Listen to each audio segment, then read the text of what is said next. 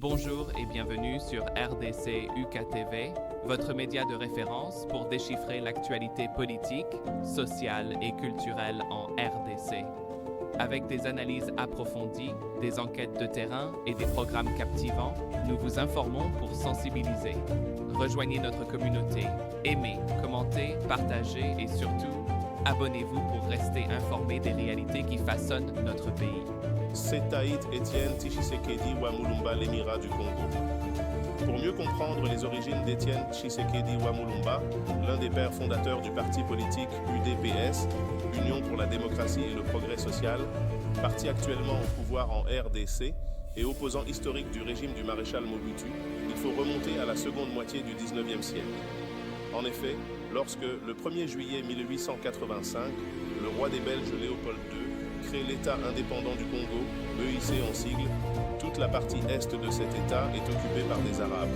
Dirigé par Mohamed El Moujerbi, plus connu par son surnom de Tipo Tipo, cet émirat du Congo permet à ses Bangwana, Baswahili, d'acquérir diverses marchandises qu'ils revendent sur le marché de Zanzibar, en particulier les esclaves et les pointes d'ivoire.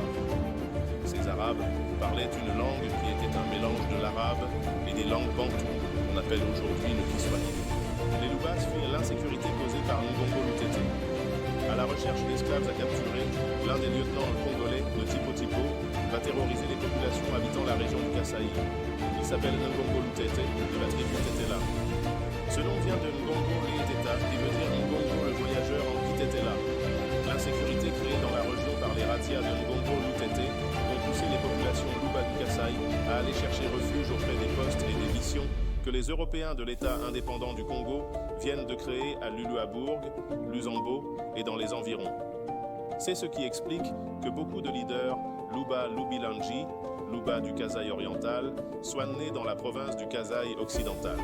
Par exemple, premier Joseph Ngalula est né le 12 décembre 1928 à Lusambo, deuxième Albert Kalonji le 6 juin 1929 à Bukonde, situé à 70 km de Kananga, 3 Jonas Mukamba, né le 4 janvier 1930 à Chikapa.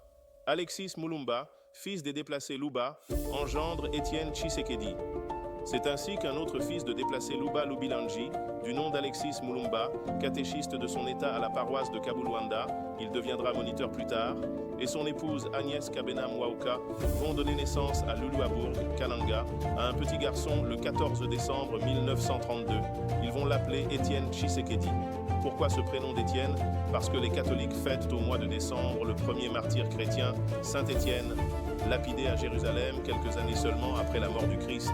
Et comme le petit Tshisekedi est né au mois de décembre, on le prénomme Étienne. Les frères et sœurs d'Étienne Tshisekedi. Étienne Tshisekedi sera le deuxième enfant d'une fratrie de 8 membres. En effet, voici les enfants du couple, Alexis Mulumba et Agnès Kabena. Premier, Chambouyi Lumbala. Deuxième, Étienne Tshisekedi. Troisième, Alexandre Mulumba. Quatrième, Gabriel Lusambou.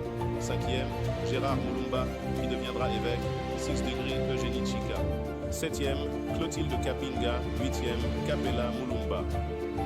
De cette fratrie, seuls les 2 derniers sont encore en vie. Les études primaires et secondaires.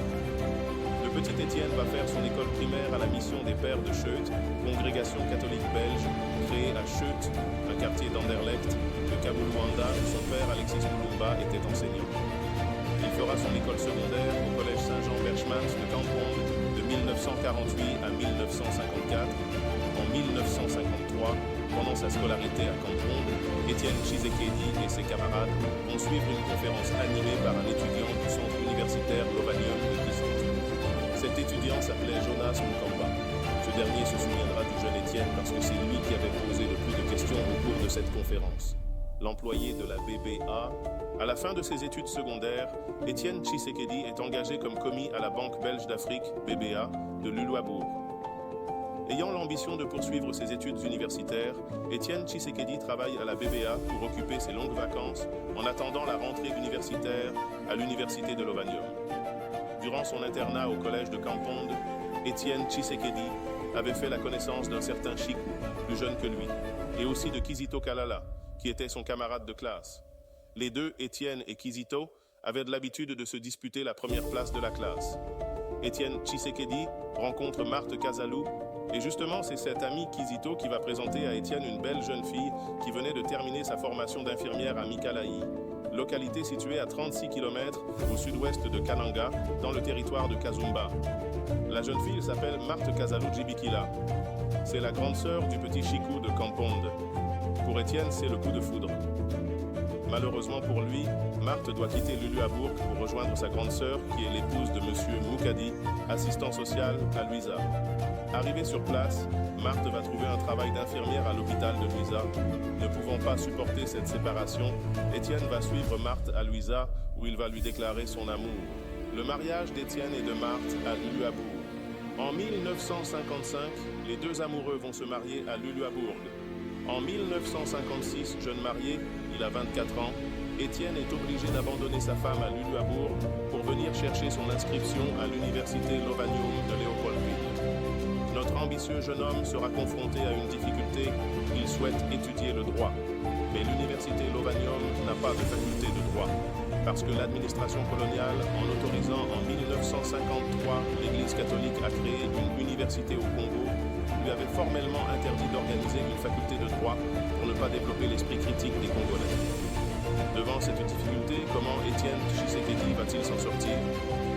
Comment cet étudiant de Lovanium va devenir membre du parti politique MNC, présidé par Patrice Emery Lumumba?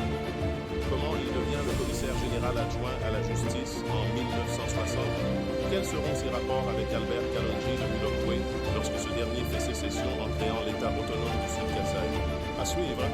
Merci, commentez, partagez et surtout, abonnez-vous pour rester informé des réalités qui façonnent notre pays.